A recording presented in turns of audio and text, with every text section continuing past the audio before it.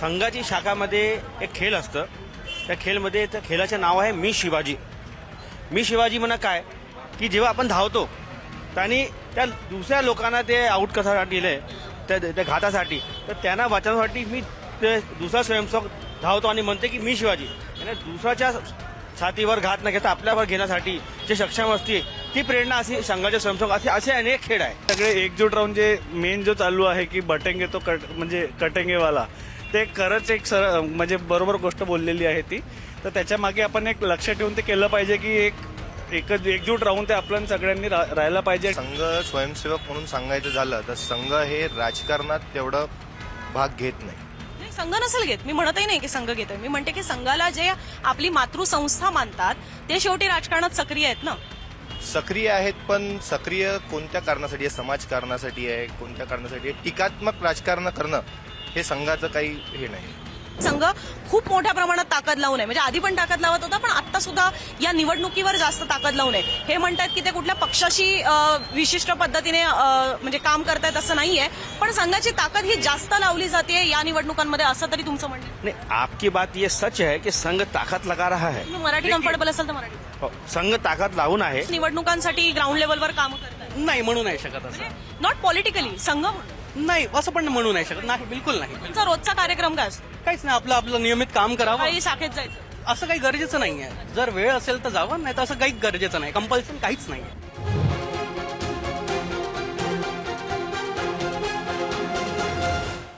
नागपूर म्हटलं की संत्रनगरी आली, नागपूर म्हटलं की दीक्षाभूमी आली, पण नागपूर म्हटलं की संघभूमी सुद्धा येते. आणि त्याच संघाचं, राष्ट्रीय स्वयंसेवक संघाचं मुख्यालय ज्या परिसरात आहे तो आहे हा नागपूर मध्य विधानसभेचा मतदारसंघ. आणि या मतदारसंघामध्ये अर्थातच संघ विचारसरणीचे सुद्धा अनेक लोक आहेत, पॉलिटिकल अफिलिएशन्स असणारे सुद्धा अनेक लोक आहेत, सामान्य नागरिक आहेत. सो ते आता येणाऱ्या विधानसभा निवडणुकांसंदर्भात नेमका काय विचार करतायत, संघाच्या प्रांगणातली नेमकी काय परिस्थिती आहे, हे आपण आजच्या या व्हिडिओमधनं समजून घेणार आहोत. आणि इथे आपल्यासोबत अनेक इथले नागरिक सुद्धा आहेत, मतदार आहेत, काही संघ विचारसरणीशी जुळवून घेणारे आहेत, काही राजकीय कार्यकर्ते सुद्धा आहेत. त्यांच्याकडनं समजून घेऊया. मला सांगा की येणाऱ्या विधानसभा निवडणुकांबद्दल तुम्हाला काय वाटतं? विधानसभा निवडणुकीबद्दल असं आहे की लोकांनी जास्तीत जास्त बाहेर निघून मतदान केलं पाहिजे. आमच्या लोकसभेत काय झालं, नागपूरला जेवढं आमचं अपेक्षित मतदान होतं त्यापेक्षा अगदी कमी मतदान झालेलं आहे. आम्ही जे आमचा ग्रुप आहे सगळा, आमचं एकच म्हणणं आहे की लोकांनी 20 नोव्हेंबरला जास्तीत जास्त संख्येत बाहेर निघावं आणि मतदान करावं. योग्य तो कॅन्डिडेट निवडावा आणि राजकीय इच्छाशक्ती कुठेतरी आपली दाखवून द्यावी आणि घराच्या बाहेर निघून मतदान करावं. योग्य तो कॅन्डिडेटची व्याख्या काय, म्हणजे कुठला कॅन्डिडेट हा योग्य असेल आता विधानसभा निवडणूक? बघा, प्रत्येक कॅन्डिडेट हा त्या जागी योग्य असतो. जाती धर्माच्या पलीकडे जाऊन लोकांनी मतदान करावं ही आम्ही एक कळकळीची लोकांना आमच्या संस्थेमार्फत विनंती करतो आहे. आमची बडकसोग मित्रपरिवार संस्था आहे. आमच्या संस्थेत जवळपास नागपुरातले 2000 लोक आहे. तर आम्ही आमच्या संस्थेमार्फत हीच लोकांना विनंती करतो आहे की लोकांनी जास्तीत जास्त मतदानात सहभाग घ्यावा. अच्छा, मला सांगा तुम्हाला काय वाटतं येणाऱ्या विधानसभा निवडणुकांमध्ये काय होईल? कसं इथे जे जातीचं मध्यामध्ये असं जातीचं समीकरण आहे. आता यावेळेस काय झालेलं आहे की जातीला यांनी उमेदवार दिला नाही, त्याच्यामुळे ते एक बंडखोरीचं जे आहे ते इथे चित्र दिसून येत आहे. पण कसं आहे की ज्यांना तिकीट दिलेली आहे, श्री प्रवीणजी डटके हे कसं त्यांनी आपल्या जमिनीशी जुळलेले नेता आहे आणि कार्यकर्त्यांमध्ये त्यांचं संघटन आणि प्रभाव खूप चांगला आहे. मला असं वाटतं की प्रवीणजी डटके या मध्य नागपूर मतदारसंघामधून निवडून येते. आम्ही काल काही पत्रकारांशी सुद्धा बोललो आणि त्याच्यातनं सुद्धा असं आम्हाला समजलेलं आहे की संघ इथे खूप मोठ्या प्रमाणात ताकद लावून आहे. तर काय वास्तव आहे या किंवा नागपूरमधल्या सुद्धा सगळ्या मतदारसंघांमध्ये संघाने काही ताकद लावली असं तुम्हाला दिसतंय? नाही, मी याविषयी भाष्य करायला अधिकृत नाहीये, पण मी हे नक्कीच सांगू शकतो की संघ कुठल्या पक्षाच्या मागे ताकद लावून असेल असं मला वाटत नाही. संघ 100% मतदान व्हावं यासाठी नक्कीच ताकद लावून असेल. पण म्हणजे त्याच्यासाठी कशी ताकद लावली जाते, काय केलं जाते ग्राउंड? संघाचं मुळच संपर्क आहे आणि बिलकुल नगरशहा म्हणा किंवा शाखांप्रमाणे आणि शाखांमध्ये पण एकेका घटकाप्रमाणे तिथे संपर्क केला जातो, गणाप्रमाणे सुद्धा संपर्क केला जातो आणि मग त्याद्वारे हे आवाहन केलं जातं की तुम्ही 100% मतदान करावं. पण कुठल्या राजकीय पक्षासाठी मला असं काही माहित नाही आणि मी अधिकृत नाही ते बोलायला काही. तुम्हाला असं काही दिसतंय रस्ते? देखिए, सेवा है यज्ञ कुंड समिधा सम हम जले. इस ध्येय को सतत लेकर चलने वाले ऐसे व्यक्ति अगर कोई है मध्य नागपुर पर तो वो है आमदार श्री प्रवीण जी दटके। 19 वर्ष की एक बाल अवस्था तरुण अवस्था से काम करने वाले नगर सेवक के रूप में एक व्यक्ति जो मध्य नागपुर पर न किसी की जात देखता है कि वो कौन है, जब उनके दरवाजे पर कोई आता है तो उनका नाम नहीं पूछते, उनकी समस्या का हल तुरंत करने वाला कोई व्यक्ति है तो प्रवीण दटके है। और एक उदाहरण आपको देना चाहता हूँ कि उनकी साधारणता की बात कहें तो मेरे साथ एक मेरा मित्र जाता है उनके घर पर, और जब हम पूरी मुलाकात होने के बाद में वो मुझे बोलता है कि आप तो हमें आमदार प्रवीण दटके जी की तरफ लेके आए थे, वो तो मिले नहीं। मतलब भाई, जिनसे मैं मिला था, जिनसे मैं गले मिला था, जिनसे मैं मुझसे वो सहजता में एक हाफ पैंट पर खड़े होकर चौक पर बात किए, वही हमारे आमदार प्रवीण दटके है। तो इतनी साधारणता, इतनी सरलता उनके जीवन में है, तो वो किसी की जात नाही। भाजप कार्यकर्ते आहात. मी भाजपच्या कार्यकर्ता नंतर आहे, प्रथम मी संघाचे स्वयंसेवक आहे आणि राष्ट्रासाठी कार्य करणारा एक साधारणसा एक माणूस आहे. पण तुम्हाला असं का वाटतंय, म्हणजे मधल्या काळामध्ये असं म्हटलं जात होतं की संघ थोडा नाराज आहे, ज्या पद्धतीने भाजप अध्यक्षांचं एक वक्तव्य आलेलं होतं की आता आम्ही आमचे सक्षम झालेलो आहोत एक प्रकारे. पण त्याच्यानंतर मधल्या काळामध्ये फडणवीस यांच्या संघ मुख्यालयामध्ये भेटीगाठी झाल्या आणि त्याच्यानंतर आता आम्ही पत्रकारांशी बोललो, त्याच्यातनं आम्हाला कळलेलं आहे की संघ खूप मोठ्या प्रमाणात ताकद लावून आहे. म्हणजे आधी पण ताकद लावत होता, पण आता सुद्धा या निवडणुकीवर जास्त ताकद लावून आहे. हे म्हणतात की ते कुठल्या पक्षाशी विशिष्ट पद्धतीने म्हणजे काम करतायत असं नाहीये, पण संघाची ताकद ही जास्त लावली जाते या निवडणुकांमध्ये, असं तरी तुमचं म्हणणं आहे? नहीं, आपकी बात ये सच है कि संघ ताकद लगा रहा है. तुम्ही मराठी कम्फर्टेबल असेल तर मराठी. हो, संघ ताकद लावून आहे, पण ते 100% मतदान व्हावसाठी. कारण आपण लोकसभामध्ये बघितलं आहे की लोक 50%च्या वरती काही आपला नागपूरमध्ये हे मतदान झाले नाही, तर त्यासाठी संघ ताकद लावून राहिले आहे आणि ते 100% मतदान व्हावे. कोणीही पक्षासाठी नाही, संघ त्याच्यासाठी मागे आहे जे राष्ट्रासाठी कार्य करत आहे. चाहे काँग्रेस असे, भाजप असे, चाहे काही राजनीतिक पार्टी असेल, संघ कोणाच्या नाव नाही घेत असेल. संघ हे फक्त म्हणत आहे की तुम्ही 100% मतदान करा. आणि जर तुमचा प्रश्न होता की संघ याचा काय विषय काय, त्यासाठी मी तुम्हाला पहिल्यांदा म्हटलं की मी संघाचा स्वयंसेवक आहे आणि संघाच्या स्वयंसेवक नाते मी फक्त इतकंही म्हणू शकतो की संघ जे आहे 100% मतदानसाठी गटशहा, शाखाशहा म्हणा, काहीसाठी आपली ताकद लावून राहिला की लोकांनी आपल्या मताचा उपयोग करू आणि लोकतंत्रासाठी मतदान करावं. नाही, मी तुम्हाला संघाची अधिकृत भूमिका नाही विचारत आहे, पण तुम्ही एक संघ स्वयंसेवक आहात या नात्यानेच मी तुम्हाला विचारते की तुम्ही ग्राउंड लेवलवर काय काय करत आहात. तुमच्यासारखे आणखीन असे किती जण नागपूरच्या कुठल्या कुठल्या पट्ट्यांमध्ये कशा पद्धतीने कामं करताय, हा माझा प्रश्न. मी संघाचा स्वयंसेवक आहो म्हटलं आणि भाजपचा कार्यकर्ता पण आहे. तर मी आता भाजपच्या कार्यकर्त्यामधून आपले आमदार प्रवीण दटके आणि नागपूर महानगराच्या 6 विधानसभामधून कसे आपले भाजपचे उमेदवार जिंकू येईल यासाठी मी कार्य करत आहे. तुम्ही ऍट अ सेम टाइम संघ स्वयंसेवक आहात, ज्याच्यामध्ये तुमचं म्हणणं आहे की तुम्ही 100% मतदान झालं पाहिजे याच्यासाठी काम करताय आणि दुसऱ्या बाजूला मग तुम्ही भाजप कार्यकर्ता म्हणून दटकेंसाठी काम करताय. नाही, तुम्ही काय म्हटलं मला फक्त की तुम्ही भाजपचा कार्यकर्ता आहे का. मी तर म्हटलं की संघाचा स्वयंसेवक आहो, पण कार्य करत आहे का. संघ स्वयंसेवक आधी होतो, आता दायित्व संघाचा स्वयंसेवक नाही आहे, भाजपच्या कार्यकर्त्याचं दायित्व आहे, पदाधिकारी आहे युवा मोर्चाचं. त्यानिमित्ताने मी कार्य करत आहे. परत तिकडे येते मी तुमच्याकडे. मला तुम्ही सांगा, तुम्हाला सुद्धा असं ऑन ग्राउंड परिस्थिती पाहायला मिळते की संघ गेल्या वेळेसपेक्षा जास्त ताकद या निवडणुकांमध्ये लावून. मी पण असं म्हणत नाही की कुठल्या विशिष्ट पक्षासाठी लावून आहेत, पण गेल्या वेळेसच्या तुलनेत किंवा या आधीच्या निवडणुकांपेक्षा जास्त ताकद, जास्त काम हे संघाकडनं या वेळेला विधानसभा निवडणुकांमध्ये होते असं दिसतं. संघ म्हणजे एक विचारधारी शक्ती आहे. ही विचारधारा संघात येणाऱ्या प्रत्येक स्वयंसेवकाच्या मनामनात रुजलेली आहे. हिंदुत्ववादी विचारधारा आहे संस्थेची आणि या संस्थेचं असं आहे की कुठल्याही पक्षाला अधिकृतपणे जाहीररित्या कोणी कोणाच्या मंचावरून कोणाचा सपोर्ट करत नाही, परंतु जो हिंदू आहे, हिंदुत्ववादी विचारधारेसाठी संघ हा नेहमी कटिबद्ध राहिलेला आहे आणि कटिबद्ध पण यापुढे राहणार आहे. पण हे सगळे हिंदुत्ववादी विचार मांडणारे तर सगळे सध्या महायुतीमध्येच आहेत. एकटे तिकडे शिवसेना युबीटी हा पक्ष आहे की जे दावा करतात की आम्ही सुद्धा हिंदुत्ववादी आहोत, पण मेजॉरिटी जो चंक आहे तो महायुतीसोबत आहे. हा तुमचा जो प्रश्न आहे तो लिडिंग क्वेश्चन झाला की तुम्ही डायरेक्ट म्हणत आहे की महायुतीचे जे आहे ते पुढारी आहे हिंदुत्वाचे, असं आपल्या ते तसं दावा करतात ना, मी नाही म्हणत. तुमचा प्रश्नच लिडिंग झाला. तो तसा दावा नाही आहे. हिंदुत्ववादी विचारधारा प्रत्येक हिंदू माणसाच्या हृदयात असते असं माझं म्हणणं आहे.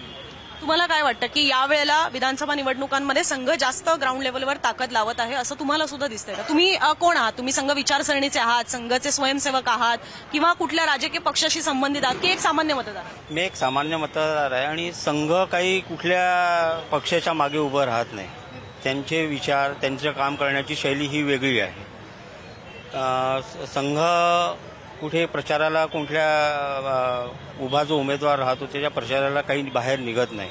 ते हिंदुत्ववादी जे विचार ज्या मतदाराला पटतात त्या आणि जो हिंदुत्ववादी विचार ज्या पक्षाचा आहे त्या पक्षाच्या मागे तो संघाचा कार्यकर्ता उभा राहतो. संघाची अफाट शक्ती उभी राहते. संघाची अफाट शक्ती नेहमी आजपासून भूतकाळापासून ते भविष्यकाळपर्यंत हिंदुत्वाच्या मागे ताकद लावून उभी आहे, हे आमचं म्हणणं आहे. बरं, तुम्ही शाखांमध्ये वगैरे जाता तुमच्यातलं कोणी? अच्छा, मला एवढंच समजून घ्यायचं आहे, ठीक आहे, आपण निवडणुका 2 मिनिटासाठी बाजूला ठेवू, पण शाखांमध्ये जाता तिकडे नेमकं काय काय होत असतं? काय प्रार्थना दिली जाते? काय तुम्हाला सांगितलं जातं? संघ म्हणजे एक संस्कार, एक विचारधारा आहे. एक विचारधारा घेऊन संघ चालत असते.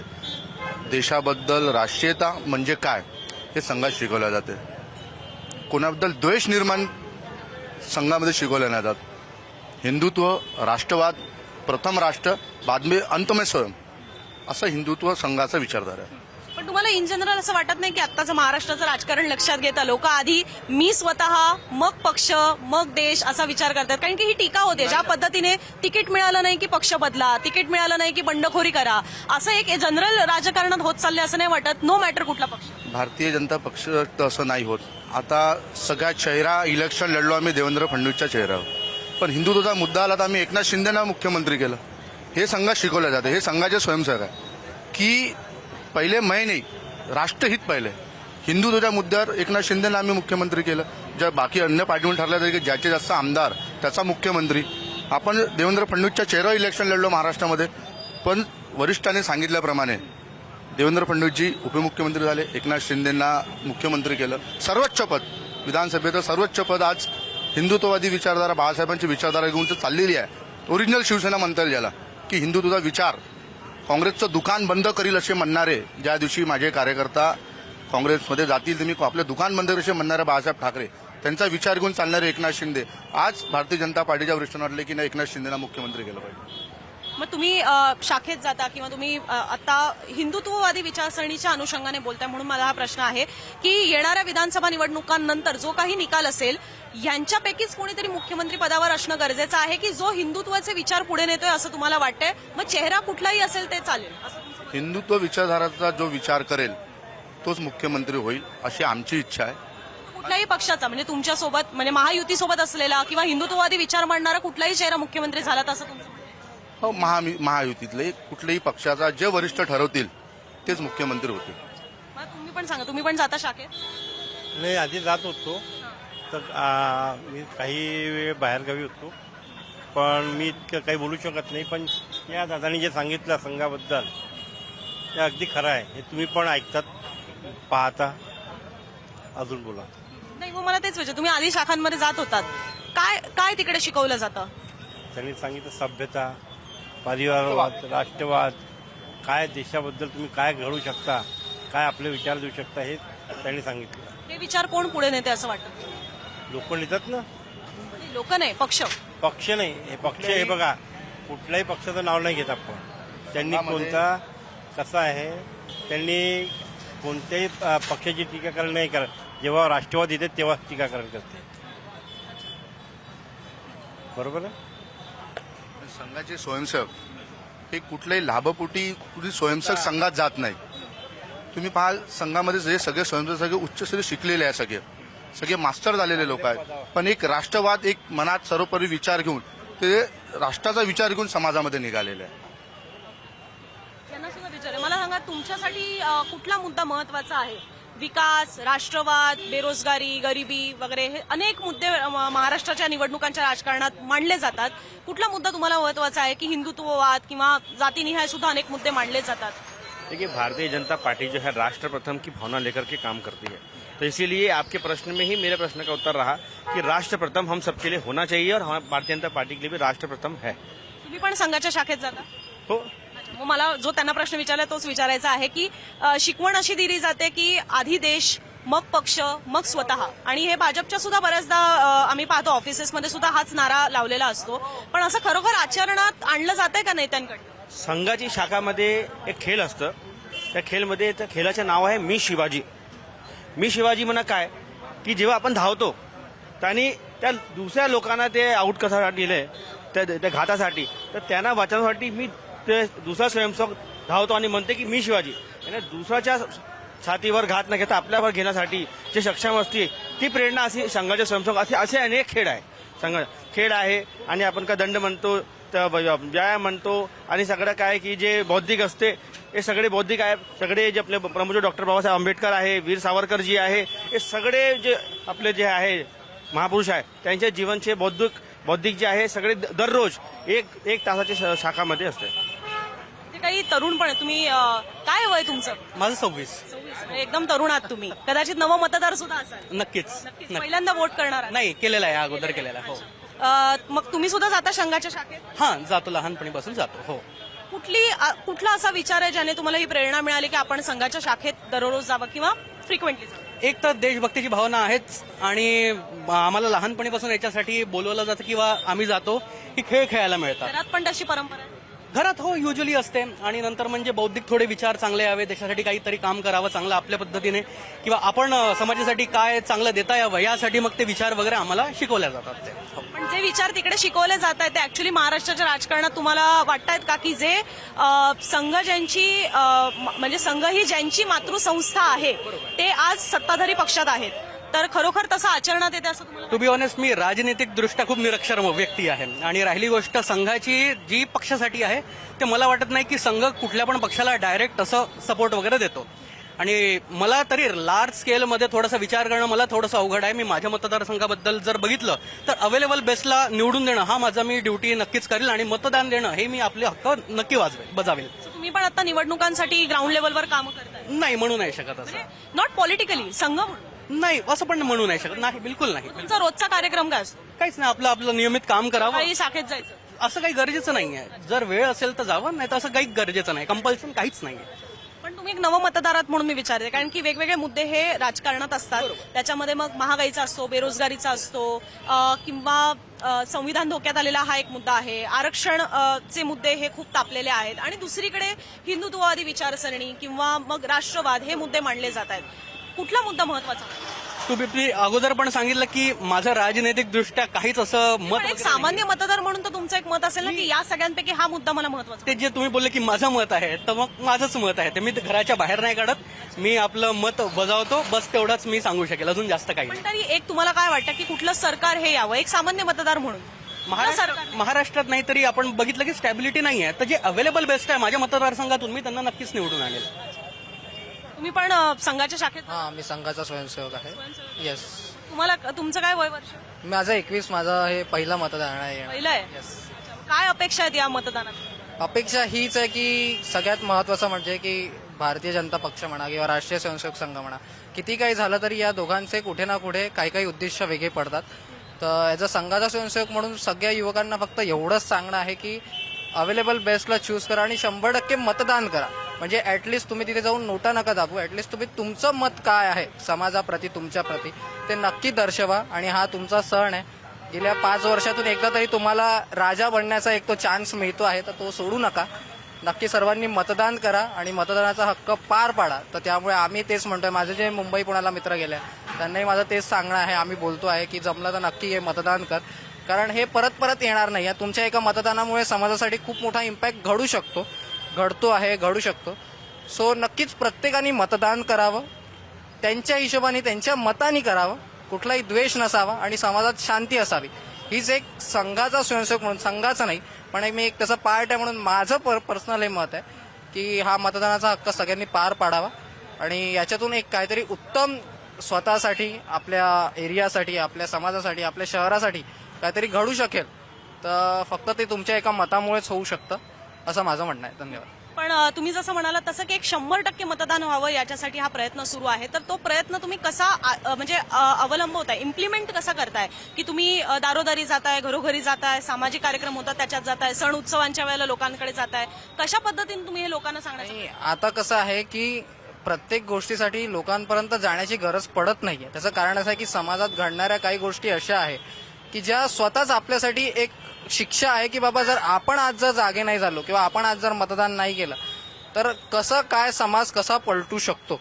तर याचं एक उत्तम उदाहरण आहे. त्यामुळे मला असं वाटतं की आज आपण दारोदारी जाणं किंवा लोकांना सांगणं यापेक्षा लोकांनीच स्वतःमध्ये थोडं जर सेल्फ अनालिसिस करून घेतलं आणि तो जर 15 मिनिटाच्या लाईनीत आपण जर उभे राहिलो तर मला असं लोकांनी असं सेल्फ अनालिसिस केलं असतं तर 50%च मतदान झालं नसतं ना. नागपूरमध्ये ॲव्हरेज मतदानाचा टक्का हा 55% घरातच आहे. पण मुळात लोकसभेमध्ये जर आपण बघितलं तर भरपूरशा लोकांची नावं कटली होती, तर त्याचा एक खूप मोठा इम्पॅक्ट तिथे पडला. म्हणजे लोक आले होते, लोकांनी प्रयत्न केला मतदान करायचा, पण त्यांचं यादीत नाव आले नसल्यामुळे ती जी टक्केवारी आहे ती त्या प्रमाणात अजून घसरली.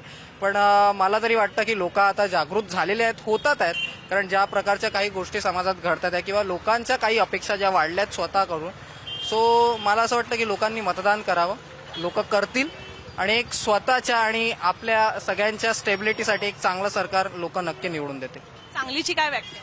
चांगलीची व्याख्या अशीच आहे की सध्या ज्या प्रकारचं राजकारण महाराष्ट्रात सुरू आहे तर कदाचित एक स्टेबिलिटी येईल, एक स्टेबिलिटी रोजगारमध्ये येईल, एक स्टेबिलिटी प्रत्येक गोष्टीमध्ये येईल. जी अनएक्सपेक्टेशन सध्या महाराष्ट्रात किंवा भारतात ज्या राजकारणात सुरू आहे ती कुठेतरी थांबेल, लोकांच्या ज्या भावना दुखावल्या गेल्या असतील त्या कुठेतरी थांबतील आणि एक चांगलं आणि निष्फळ समाज चालेल असं कदाचित होईल.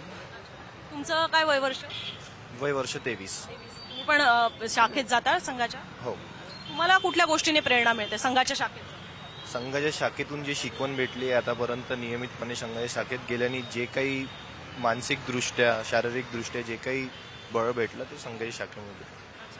तुम्हाला काय वाटतं संघामध्ये ज्या शिकवणी दिल्या जात आहेत त्या ऍक्च्युअल महाराष्ट्राच्या राजकारणात सुद्धा इम्प्लिमेंट होत आहेत असं वाटतं? सांगायचं संघ स्वयंसेवक म्हणून सांगायचं झालं तर संघ हे राजकारणात तेवढं भाग घेत नाही. नाही, संघ नसेल घेत, मी म्हणतही नाही की संघ घेतोय. मी म्हणते की संघाला जे आपली मातृसंस्था मानतात ते शेवटी राजकारणात सक्रिय आहेत ना.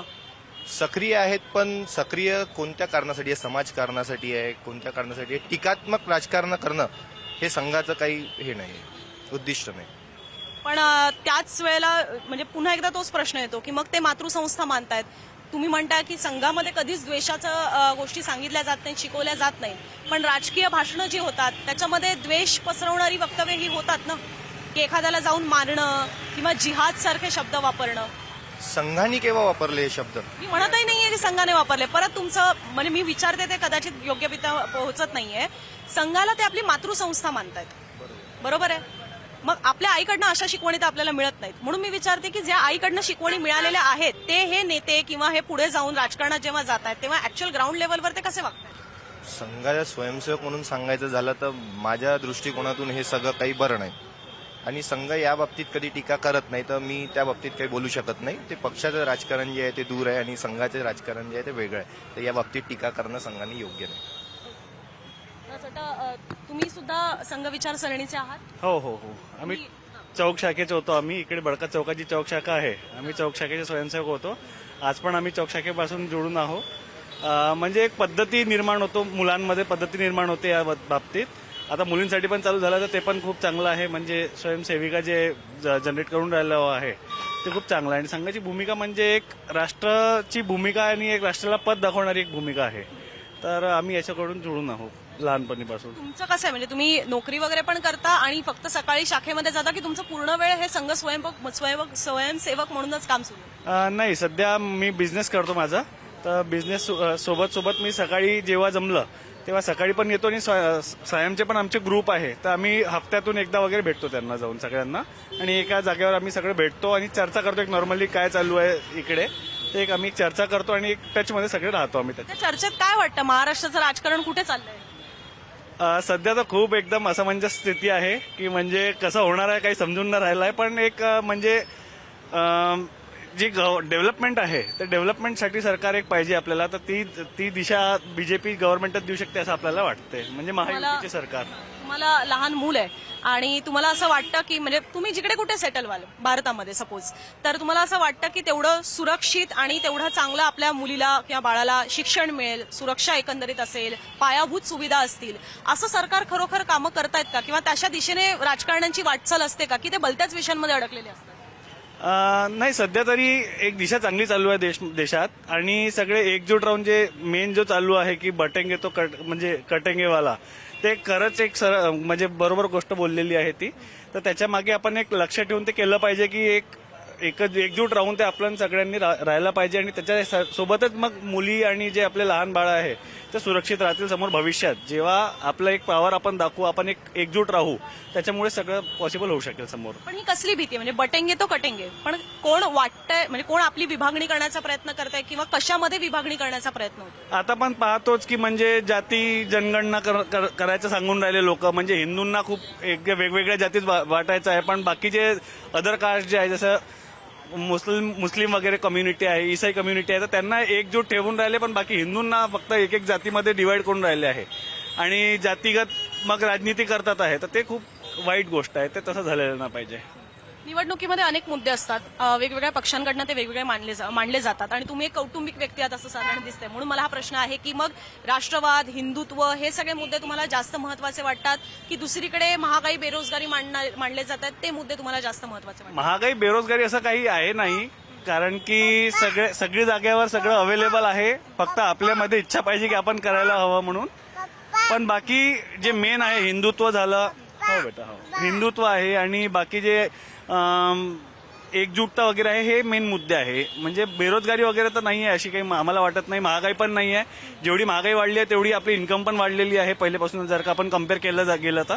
असं महागाई आणि हे वगैरे मुद्दे नाही आहे. बेसिकली आपलं हिंदुत्व, सुरक्षा आणि डेव्हलपमेंट हे सगळं मेन मुद्दे आहे आपल्या याच्यात.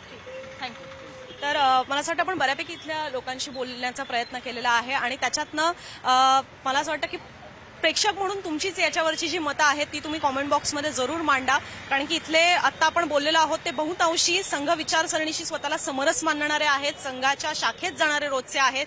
काही जण भाजपशी सुद्धा अफिलिएट करणारे होते. सो तुम्हाला काय वाटतं त्यांच्या विचारांबद्दल आणि त्याच्यावरच्या तुमच्या प्रतिक्रिया कॉमेंट बॉक्समध्ये जरूर मांडा. आणि अशाच पद्धतीने येणाऱ्या विधानसभा निवडणुकांचे ग्राउंड लेव्हलवरचे रिपोर्ट्स पाहण्यासाठी मुंबई तकच्या युट्यूब चॅनलला सबस्क्राईब करायला विसरू नका. कॅमेरामन राकेश साळसकरसह मी अनुजा, मुंबई तक, नागपूर.